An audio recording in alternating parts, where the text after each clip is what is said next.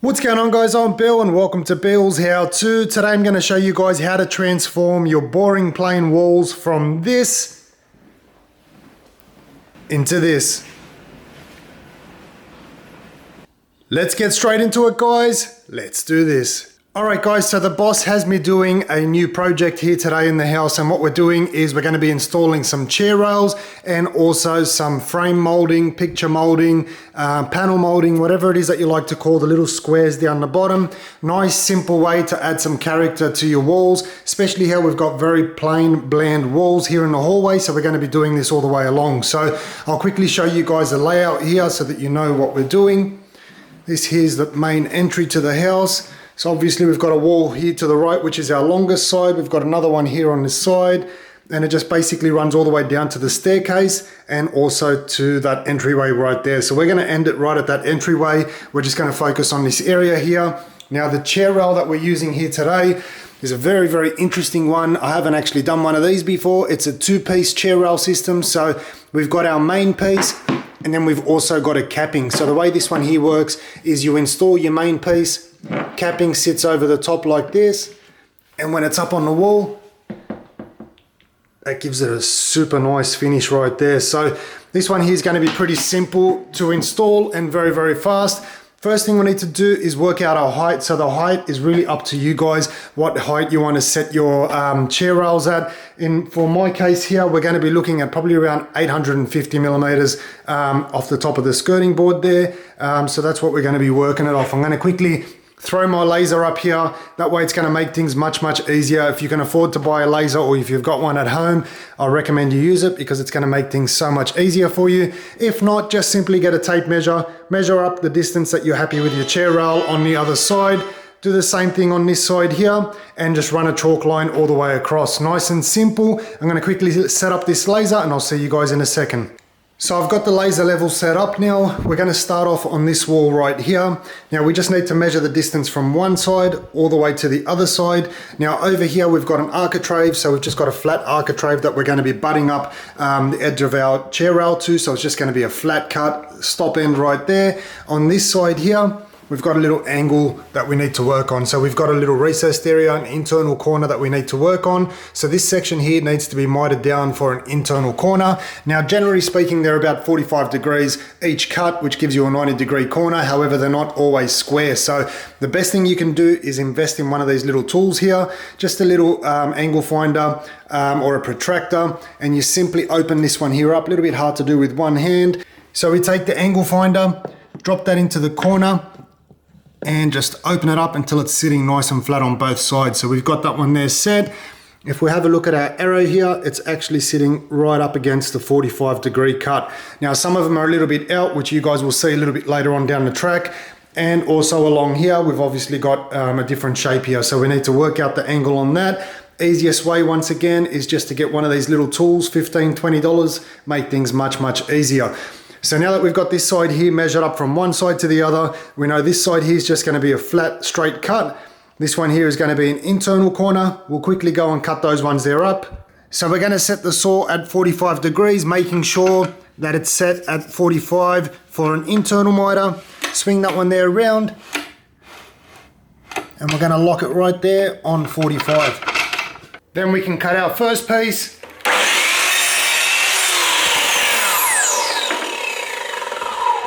So we're going to measure the distance that we need over to the right side, and we're going to make a straight cut. So make sure that you've got your miter saw set at 0 degrees.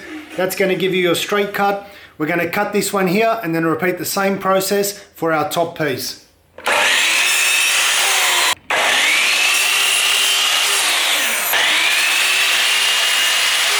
So when it comes to fixing your components to the wall, this is really up to you guys, and you're going to have to make that decision whether you want to nail straight into the studs, you want to nail into the wall and use glue, or you want to use glue and no nails. Believe it or not, that is an option. You can use no nails and just simply glue it, mask it down in place, and that one there will be fine. What we're going to be doing up on the top section here of our chair rail is we're going to be nailing it straight into the studs with no glue. So this section here is going to be pretty simple, but what we need to do first and foremost is find our studs. Now I personally don't like to nail straight into the wall because you don't know what's behind it, but it is up to you guys if you're confident in what's behind the wall. Simply mark up all your stud locations, which we landed on one right there, so we can see there's one right here where it's lighting up. So I'll quickly mark that one there up with a bit of masking tape, so we know there's a stud there. Continue all the way along and find all your studs. Alright, so we're going to start off with our first piece. Now this one here is a bit of a tight fit, so we can put a little tiny curve in that one there and line it up with our laser level. So that needs to come up just a touch over here, touch on the other side. This is probably the longest piece that I have to do here.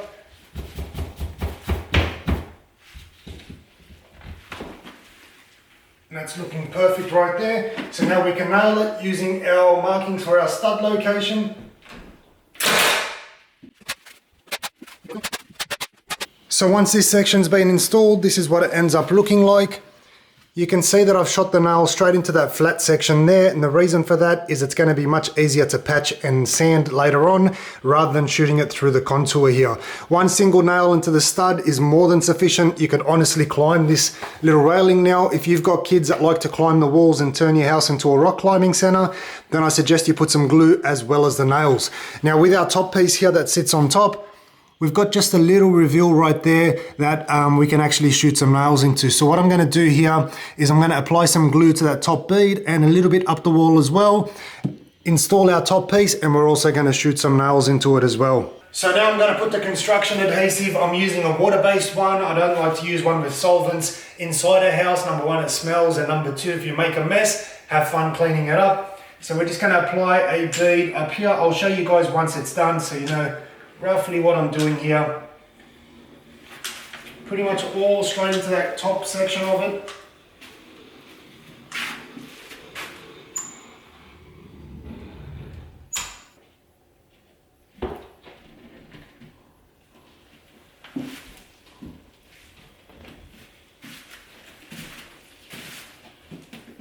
That's sitting nicely now. And now we can nail this one here in. Now, ideally a pin nailer or a brad nailer would work best here, but I haven't actually got one, so I'm using my brad nailer. It's going to be a little bit hard to get right into that corner, but we'll manage. Alright, so once it's installed, this is what it ends up looking like. It's looking really nice so far, and you can see there we've got a bit of glue that's actually oozed out. That's why I use water-based product. We're going to just simply take a wet rag and this will all clean off nicely. It also makes for a good gap filler, so even if you push it in there, don't worry about removing it all completely. The little markings we've got there on the wall, we're still going to paint this whole area, so that's not an issue either, but that's now looking pretty good. So for this section here, once again, measure it up. We've got here 150, and we need to cut for an internal miter and an external miter. So we'll cut our internal corner first. And now we can cut the external. So now we've got our next pieces cut. Apply a little bit of glue on the back of these ones here because they're smaller pieces. If you want to avoid shooting nails, you don't have to shoot nails. I'm just going to put one single nail through here. Drop our top piece on top. That sits perfectly like that. We're going to repeat the process all the way around. This part here is pretty repetitive and it's pretty straightforward. Internal, external, internal, external. When we get to a stop end, I'm going to show you guys how to create a little return. We're not actually going to be stopping our work all the way hard up against our edge of the wall. We're going to stop just a little bit further away and we're going to create a return. So when we get to that, I'll show you guys how to do it. So this section of the wall here, I'll be able to show you guys how to find out the angle using our protractor and also how to create a return on this little section here. So first thing I want to do is take our protractor. We're going to put this in the little angle here. Open that one there up until both our arms sit nice and flat. I'll bring this one here over to you guys and you can see there that the arrow is pointing at 22. So we're going to cut this one here at 22 degrees for both sides of this miter here. Now we also need to take our measurement. We're going to go across from right here to the end there, which is at 1110. Now something else we need to keep in mind is remembering we've got a two-piece chair rail here. So what we do is we're going to slot our bottom piece right here, and you can see there this one here sits nice and flush with our architrave, so we don't have to create a return here. But with our top pieces, this one here actually protrudes out a bit. So if I was to leave this one here sticking out, you can see there, you're going to see the edge of it protruding out, and it's not going to give it a nice clean look. So what we do here is we create a little return. Easiest way to think about this is if we imagine our top piece coming up along the top here like this, imagine that you're going to wrap around a corner here, and that's the easiest way to think about it. That way we're going to be doing an outside miter cut, which we've already got. So this one here is just to show you guys for illustration purposes, and then I'll show you how to cut it. So this one here sits on top, outside miter, and then what we need to do is just cut a little return piece like this, and this one here sits in the back. So once we put these two here together, we're going to glue the little miter section together. We're going to clamp that one there closed, and once it sits on top, it ends up looking like this. So we've got a nice little return here. Obviously this one's moving around a bit, but you guys get the point. We've got a closed miter right there, and it gives it a nice little finish right there. So we'll quickly go out, cut this section here. So we're going to cut an outside miter for this section here, and also our internal miters over here at 22 degrees. So we're going to set the saw at 22 degrees for our internal miter for the left side, which is right there. Clamp that one there down. We'll cut this piece here for the left side. Then we can set the saw back at 0. And we're going to cut the other side, which is just a flat straight cut.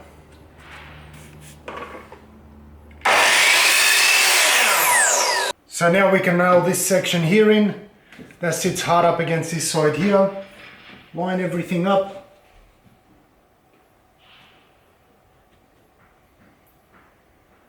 That's looking good there. And now we can shoot some nails through.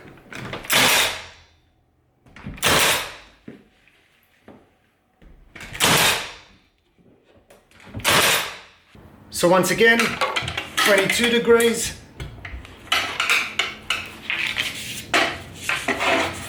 We're going to cut this back end here for our left side. And we're going to set this one here at 45 degrees for exterior miter, external miter. So now to create our return piece, we've got our external miter here that we cut for the right hand side.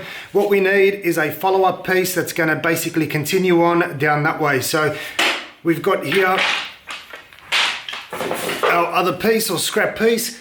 We're going to imagine that it's running down the other side, so we need to make a 45-degree cut coming along here. So set our saw ready to go at 45 degrees. We'll cut this piece here.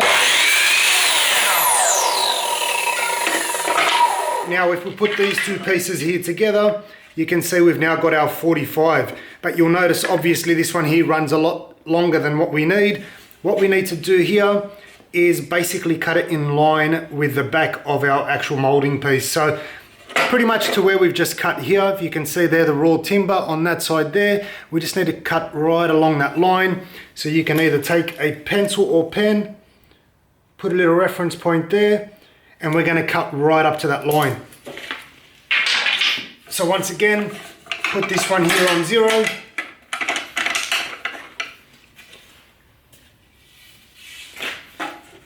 We're going to drop our little piece of molding here, and you need to also factor in the width of the blade. So that's why my line isn't going directly on this or my laser line.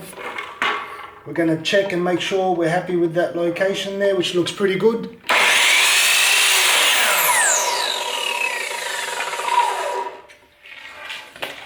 So now if we take our two little pieces here, you can see there, we've now created a nice little return there. What we're going to do now is just simply glue these two pieces here together.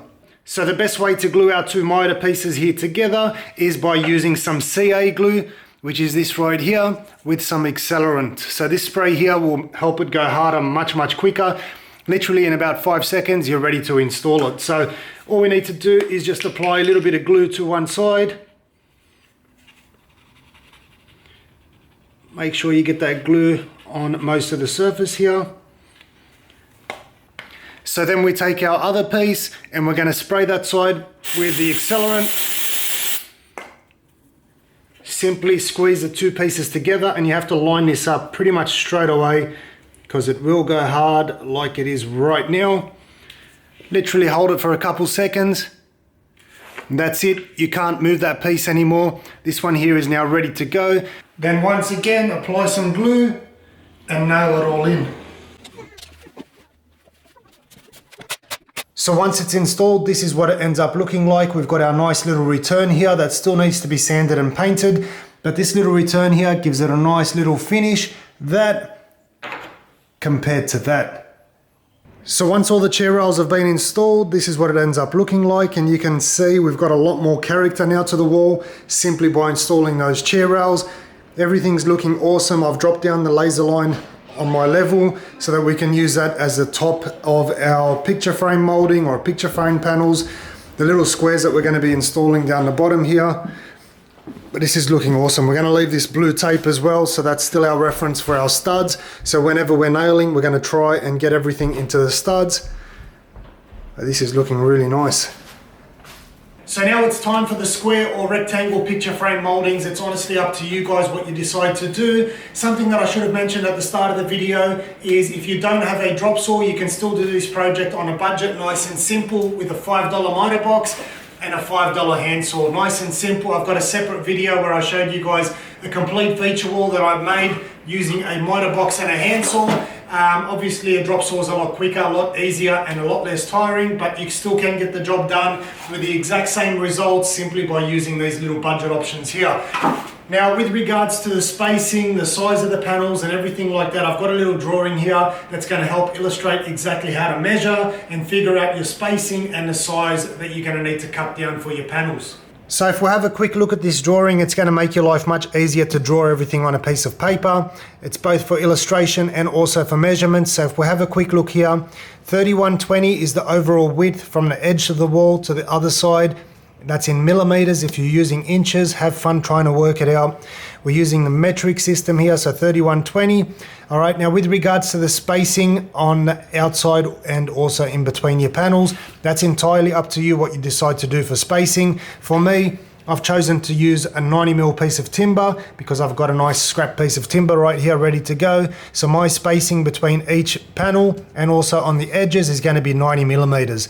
Now the amount of panels that you put in here is entirely up to you. You can do 2, 3, 5, 10, whatever you decide will look best in that space. I've decided to go with 5 panels here. So that means we need to do 3120, which is the overall width, minus 90 from one side and 90 from the other side. That's going to give me the spacing between one start of the panel to the end of the panel.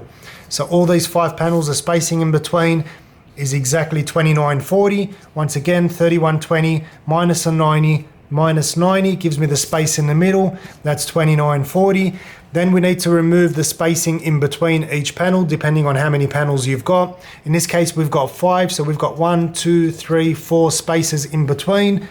Once again, 2940 minus 90, 90, 90, and 90 gives you 2580. Then we do 2580 divided by 5 because we've got 5 panels here, and that's going to give you the exact width of each individual panel that you've got there. So with regards to the spacing on top and bottom, once again, that's entirely up to you how much space you want to put in between. You can keep it the same 90 and use that block of timber underneath as well. Once again, overall height here is 840 from bottom to top. If we take out our 90mm spacing, if you decide to do that for the bottom and also for the top, that'll leave you with the exact height that you need to cut here. So I'm going to quickly go cut these pieces here up, and then I'll come back and show you guys a few different ways that you can install it and the easiest way to install it. So to install the pieces on the wall, you've got 3 main options: nails, glue, or nails and glue. Now, depending on the spacing here for the studs, you can go directly into the studs. If you want, you can shoot them in between. However, I don't recommend it because you never know what's behind it. So if you do shoot nails everywhere, make sure that you know what's behind the wall, which most people don't. In my case, I know exactly what's behind the walls here, and we know we've got a lot of cables running on behind this wall here. So shooting nails is not something that you should do into an empty space unless you know what's behind it. If you can hit the stud, that's perfect, go into the stud, but once again, you need to make sure that you've got enough to be able to nail that whole piece in there. So for this particular case here, I'm going to show you guys a super easy way that you can do it, and the upside about it is that you won't have to patch anything once you're done, because we're not going to be using nails, simply using glue. So we've got my little block of timber here, and I've got my pieces ready to go. So we know this one here is for my height. If I drop that block of timber in the side there, we're going to also attach our height, which is right there, and we're going to bring it up to the top of our laser level. Now if you don't have a laser level and you're running everything using the blocks, very simple. Once again, just make sure you've got another piece, or cut this one in half.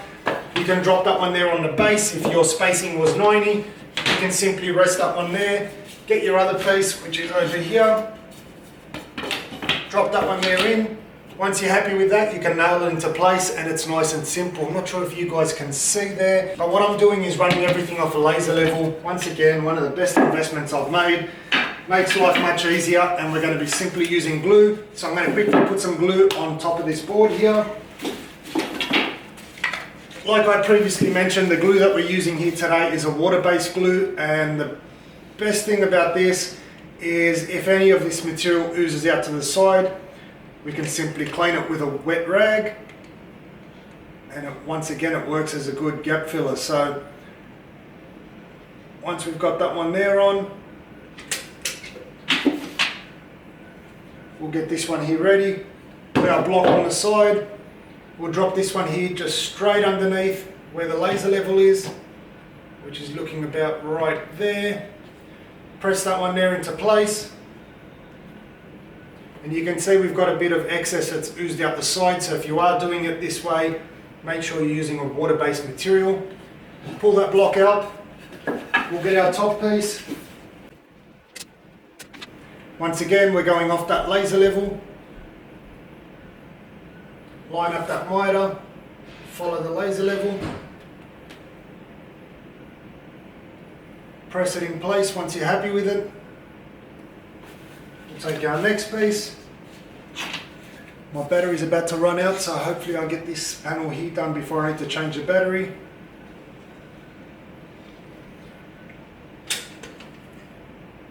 I'm only putting a very thin, small bead on here, and that's going to be sufficient, and it's not going to ooze out too much.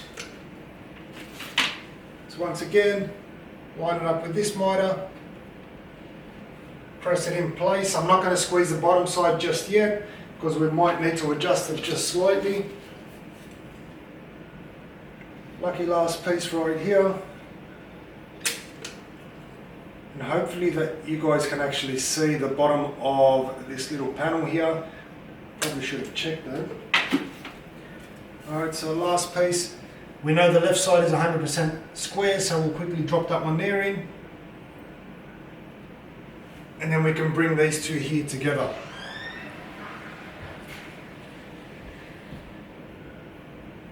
Make any adjustments that you need, and then once you're happy with it, press it down so it no longer moves around.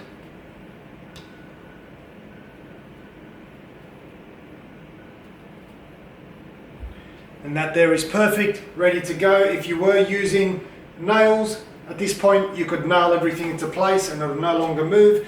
So now this one here is complete. We can take a wet rag. Anywhere that you've got any of this glue that's oozed out the sides, just simply smear it all through and wipe it, because like I said, it's water based. If you use a solvent based one, you're not going to be able to do this. You can see there's a little bit of glue here. Wipe that nice and clean. So now this one here is complete, we're going to move over to the next panel. Something to keep in mind also is if you're using just glue like I'm using, obviously to remove this from the wall after it's all set, you'll create some damage to the wall. So make sure if you're using glue only that you're prepared that if you ever wanted to remove it, it will cause some damage to the wall and you'll have to fix that before you actually paint it or do another project on here. If you're renting a property or you're not sure if you're going to actually like what it is that you're doing, then I'd suggest don't use any glue and simply use nails. And the nails, once you remove it, it's just a small little pinhole that you can fill in really easily, and then you can change things around. But this one here is going to be staying permanently. So we'll move over to our next piece. Once again, we've got the exact same spacing between each panel, so we're just going to simply put the block between these ones here. I'll quickly put some glue on it. We'll take our block of timber, rest it up against the side, and once again we're following that laser level, so it makes things much easier. I'm happy with that one there. Press it into place, remove that block, and then we can go back to our top piece. So it's just a very repetitive process from here in, as long as you've got your measurements all done properly, which is why I recommend drawing them down on a piece of paper and double check your measurements. But if everything has been measured correctly and drawn up properly like I've just shown you guys, then it becomes super easy to put all this together. I'll put all the links in the description in case you guys are interested in anything that we're using here today, and you guys will be able to find it much easier. So once again, after this one here, I might speed up the footage,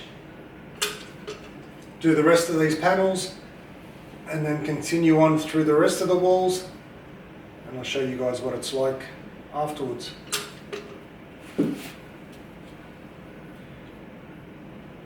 So this one here, we're relying on that miter to try and roughly straighten things out.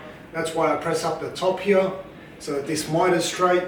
Down the bottom, it could kick in or out just a little bit, but we won't know until we line it up with our bottom piece.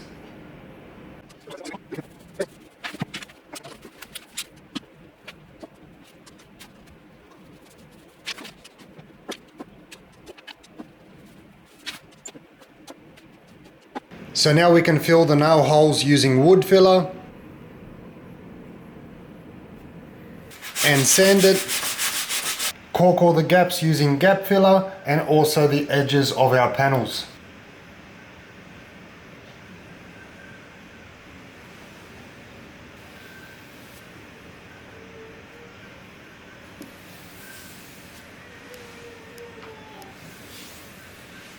And finally, 2 coats of paint. And once it's all done, this here is the finished product, finally over and done with. But look at the results. Unbelievable how much difference and character we've now added to the walls and this whole space here in the hallway by simply adding some chair rails and some paneling. This is looking absolutely beautiful. Very happy with everything that's turned out here. We've got a massive difference right there. What I'm going to do now is just quickly address some of the most common questions that I'm most likely going to get from this video, including how much did it cost, how long does it take, what's the worst part of this whole project. Let's get straight into it, guys. Alright guys, so everything's finally complete. I've had enough of doing this project, so I'm just going to sit on the floor and try and answer a few common questions that I'm pretty sure I'm going to get in the comment section below. So hopefully this part of the video will help you guys out. I'm just an everyday person trying to help you guys. That's why I'm just sitting down. I've got my coffee still ready to go. Let's get started. How much did this whole project cost? So the whole project in total cost me just under $500, believe it or not. The most expensive part of this whole project was the chair rails. Now, you can buy cheap chair rails for about $30 for a length. The length comes at about 5.6 meters or 5.4 meters. This one here cost me $100 per length, and I needed 3 lengths here. So $300, more than half of that cost was simply on these chair rails. Now I really like these ones here, and I'm glad that I did actually pick those ones because they actually make everything look so much nicer. The molding was very cheap, cost like $7 a length, something along the lines of that, depending on the material that you buy. So in all up for all the molding cost me about $150, and there was $50 in literally nails, some construction adhesive, and also the gap filler and paint. So wasn't really that much. all up in total. I think it was about $500 maximum, $550. So that's the overall costing of this whole project. It's honestly going to save you thousands of dollars if you do it yourself rather than paying somebody, because they're literally going to charge you thousands, and I mean thousands. So in terms of the color that we've got here, in case somebody's interested, it's winterized. The walls are winterized, the paneling is all winterized. So this little area here, I like winterized because it looks white from a distance, and then depending on the lighting, it gives off a bit of a gray. So it looks really nice. What else have we got here? How long did it take? So it took me between a day and a half to 2 days. I started late on Friday afternoon. I worked on it on Saturday, and today is midday on Sunday, or before midday. It's like 11 o'clock in the morning or 10:30. So it took me about a day and a half to 2 days to complete the whole project. Doing it on my own, obviously using a drop saw makes things a bit quicker, but at the end of the day, if you don't have one, you don't need it. You can use a miter saw and box. Same thing with the laser level. If you don't have a laser level, obviously it makes your life so much easier, and I honestly recommend you invest in one. Even if you use it once a year, that day that you do use it, you're gonna be thanking yourself that you actually had one in the garage ready to go. So laser level makes everything so much easier. If you don't have one, like I said earlier on, take measure up the wall, mark that location, do the same thing on the other side of the wall and run a chalk line, and you can use a miter box and saw, which will cost you probably about $10 in total. So that was pretty good. A very common question that I get asked with regards to any kind of feature wall, especially when it's molding: can you do it on cement walls? And the obvious answer after this video is yes, you can. Obviously you're not going to be nailing into the cement walls, so using construction adhesive is an easy way, and I'd honestly recommend using construction adhesive because there's a lot less sanding, a lot less patching, and it makes life so much easier. Because the hardest thing about this whole project that I had here today was, believe it or not, painting and sanding. And the reason for that is because there's so much detail. So all these little grooves here, if you have to sand in between it, honestly my thumb was screaming by the end of it. So I honestly think the hardest part about this whole project was simply painting it and sanding it. I really underestimated how long that would take, but I was prepared for it anyway. So sanding and painting is probably going to be the worst part of this whole job. If you wanted to do it on cement walls, use the adhesive like I said, nice and simple. The molding that we used here on the wall was a very thin profile. It's 40 millimeters wide and it's 11 millimeters in thickness. Now I was considering getting the 18 millimeter thickness to give it a bit more depth, but I'm really happy with the 11 mil, and I'm glad that I did do it. Especially in a smaller area, the thicker the molding is, the more cluttered it's going to feel and look.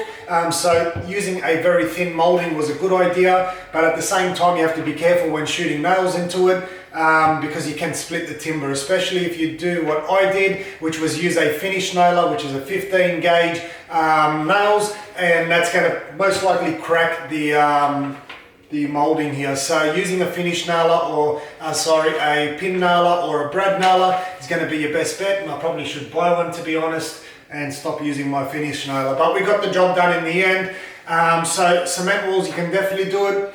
One of the other things that I could also recommend doing is with the actual molding here, rather than trying to put it all together as you go bit by bit on the wall, what you can do is glue the miter joints and pre-form your whole frame, and then just glue it as one straight piece. So if I had my laser level up on top here, I'd just have to worry about the spacing in between and just glue that whole piece complete, ready to go.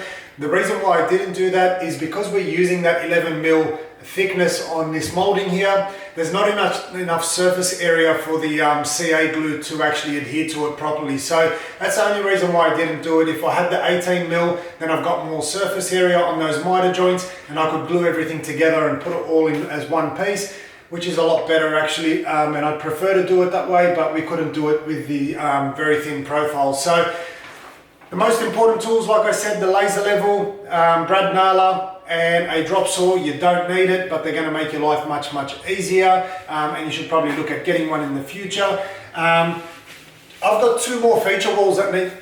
One second. My mouth was running dry. I've got 2 more feature walls that I need to do here in the house. So if you guys have anything that you're interested in seeing, drop it down in the comment section below. I'll have a look at it, run it by the boss, because she does all the, what's the word for it? She's got an eye for all these things. I really don't care about half this stuff, but I'm the doer, so I get out there and I get it done, and she just picks which ones she likes done. So if you guys have any suggestions, put them in the comment section below, and we've got 2 more feature walls that will be coming up eventually. Hopefully this video has helped you guys out, and you now know just how easy it is to do yourself. Hopefully you've all enjoyed the video. Make sure you share, save this video, like it, send it to all your friends and family, help them out, and it'll help me out as well. The more you guys help me, the more I can help you. Hopefully you've all enjoyed it. As always, like, comment and subscribe. Until next time, I'm Bill. Thanks for watching Bill's How To.